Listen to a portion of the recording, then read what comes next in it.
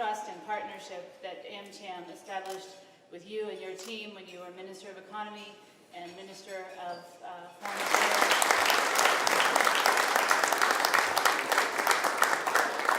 I need to congratulate American Chamber of this increasing trend of popularity from 90 to 200, which means that American Chamber is becoming very, very popular in this country, and it gathers the main business force of this country, really, on which we all need to congratulate you, really.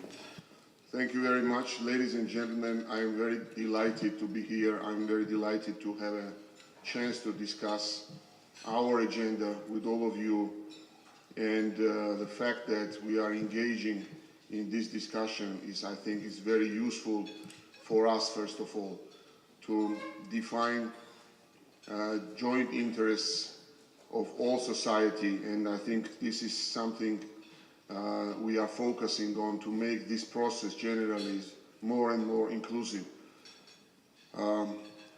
First of all, I would like to say a few words about our foreign policy agenda, on which I think we are very successful during the last several years.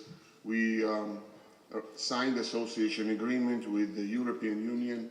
We had several successful association councils with the European Commission. We are following our reform agenda under the association agreement. The reforms are comprehensive, touching many areas, reforming our institutions, legislation, approximating towards European standards, deep and comprehensive free trade area agreement, DCFTA, and reforms related to DCFTA are very important on our agenda. Association agenda is coordinated by Prime Minister. DCFTA reforms are coordinated by the Ministry of Economy.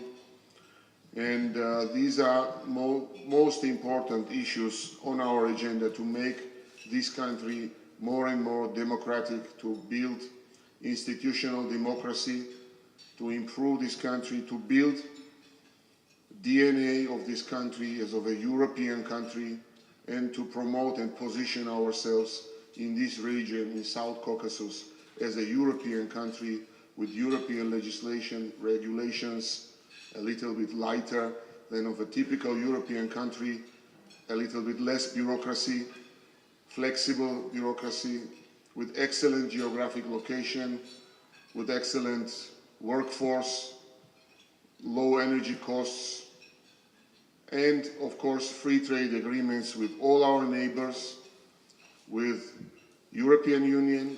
Recently we launched free trade negotiations with China. Hopefully we will complete the negotiations by the end of this year. So this is this makes Georgia outstanding in this region, with its track of democratic reforms and with its degree of being liberal, open, and I think this is the way we need to follow. Euro-Atlantic integrations is one of the, again, most important foreign policy vectors. We are reforming our country, democratic reforms, as one important part of our Euro-Atlantic aspirations, and also making Georgian military system more and more compatible with NATO standards, continuing our participation in international peacekeeping operations, and waiting for Warsaw Summit as a way to, again, get closer to NATO, increasing countries' defense capabilities. These are very important achievements. We ensured to have enough stability in this country through constructive approach with our northern neighbor, and this allows us, first of all, to keep consistency with Europe and with NATO, which is a decision of Georgian nation and our constituents. On the economic agenda, we have quite interesting four-point reform plan. As Sarah mentioned, I have discussed it with some of you, and I would be glad to share the plan with all of you. The first block of the reforms is tax reform. We already approved at a government meeting the tax reform package, initial package, which encompasses the abolishment of the profit tax, transferring to Estonian model, introducing Estonian model where we will tax only distributed earnings. Maybe even more important part of this package is tax administration reform, to make tax administration more business friendly, to limit the time frames of tax inspections. Only tax inspection and revenue service will be permitted to conduct tax inspections. So tax police will no longer be allowed to conduct regular tax inspections. And also, it's very important that we are reforming also the mandate of tax inspectors, and also we will no longer freeze the bank accounts unless there is a court decision on that, which is also something as we consider revolutionary. Also, we are introducing, with regards to VAT, on import of machinery. Companies will use machinery. If the operation is subject to VAT, they will not pay VAT during the import of that machinery. So these are important changes, but this is not the end of this reform. Of course, we are working on the additional components such as decriminalizing economic crime, and we are working on the components of this next stage. Important part of the first block of the reforms will be introduction of startup financing facility. And generally, I should say that we have this heavy post-Soviet legacy. We don't consider Georgia, no longer consider Georgia as a post-Soviet country, but still in the minds of people, we need to change the mindset of the young people to make it more entrepreneurial, which means that we need to provide education for entrepreneurship from the very beginning of in the secondary school ages. And of course, we need to provide startup financing facilities for young and innovative people. Next to this building, about 300 meters from here, is the new Technopark, which has been inaugurated recently by the Ministry of Economy and Innovation and Technology Agency, which is a space that provides an excellent venue for young, innovative people to develop their potential. And also we are going to use this space for startup financing facility. As main focus for this facility will be financing innovative startup endeavors. Second block of the reform is governance reform. First of all, as I already mentioned, we want to make the governance process more inclusive. Recently, we had an excellent meeting of the Investor Council, which is a platform of dialogue between government and major international financial institutions and investor community. Several leading business associations are present at this council. And we agreed on the principle that we need to come up with a normative act which would oblige government to first review all economic initiatives even before discussing it at a government meeting in this community and using this platform for this kind of discussions, which means that at least there will not be any negative surprises for the business community.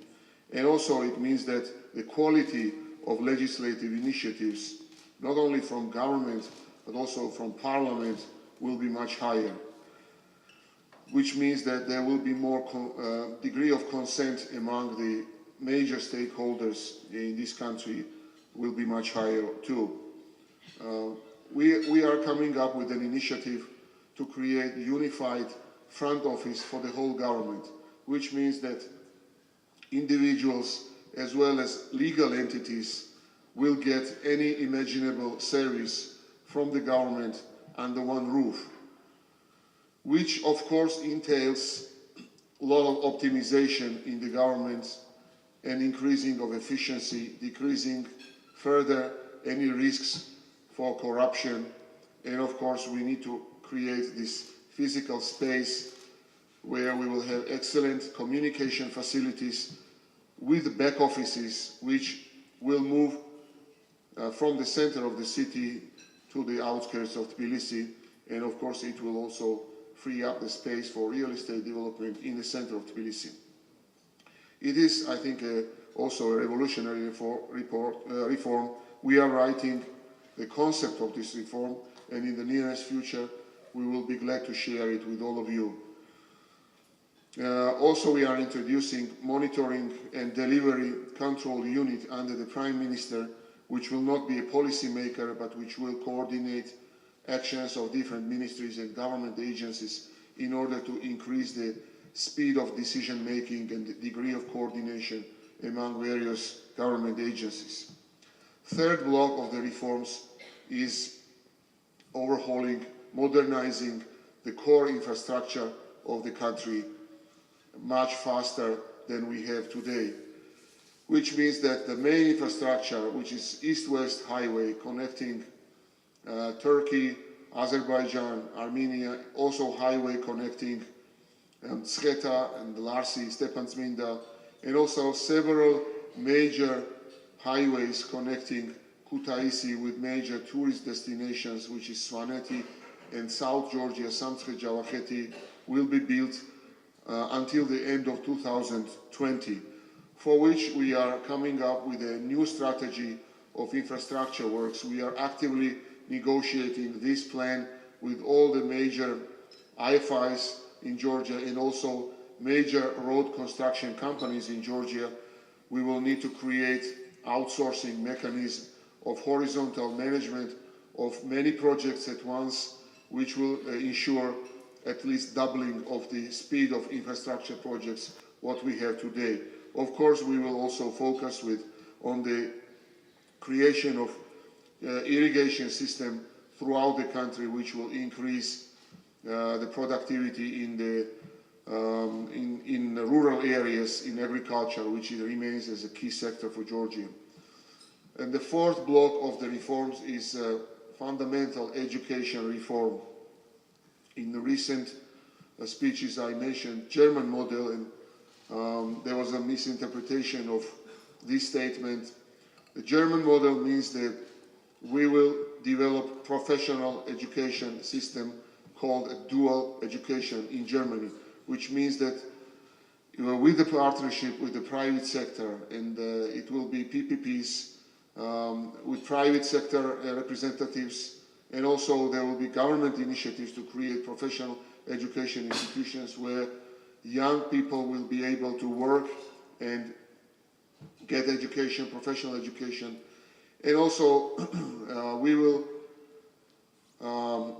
reconsider the priorities of spending in the higher education, which means that we will need to change the picture. What we have today, we are producing potentially unemployed people.